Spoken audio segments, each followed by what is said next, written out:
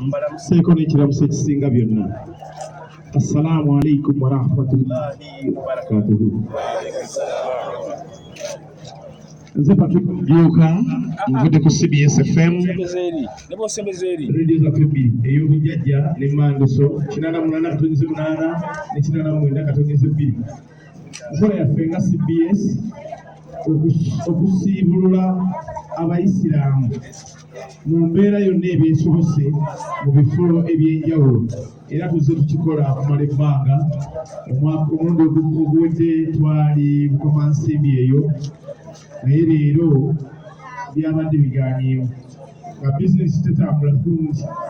Agawakwe tebagabana tetugenda kugira nebagaa katukwate tulabe ekiraba kisobose tufuneyo omuzikiti gye muba mugenda. Era tulina munnaffe wano gwe twasindika tuzigirire eyo n'atuga nti waliwo wano omuzikiti baguyita Abawuliriza, we tujja okugenda tubatwalire efutaali oyo. Era byebigere bino bassebo ne bannyamu.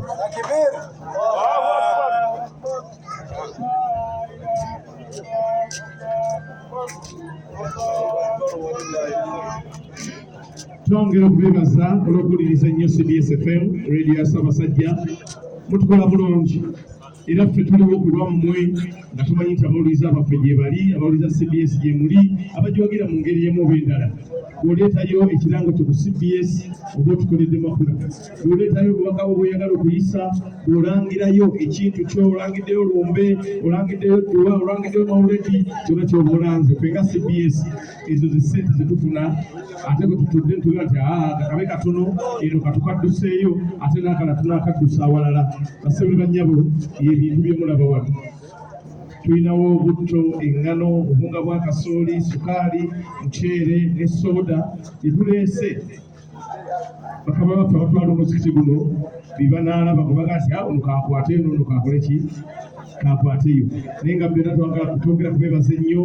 Twebaza bannaffe be tukwataganye mu nsonga eno mu byenjogedde badde sizoogedde. Enkoko ezono zo twatukwasiza dda mukama waffe abatwala omuzikiti.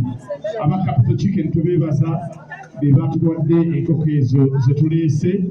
Tulina eŋŋano n'obunga bwa kasooli bannaffe aba Mandela Millers be baakoze ku nsonga eyo, era omukulu ali wano akiikiridde kampuni eyo. CBS FM ekiikiriddwa mukama wange ono bamuyita Yusuf Lwanga, kituuzi wa kampuni. Mukama wange oyo munnamawulire bamuyita Samuel Kawooya. CBS FM.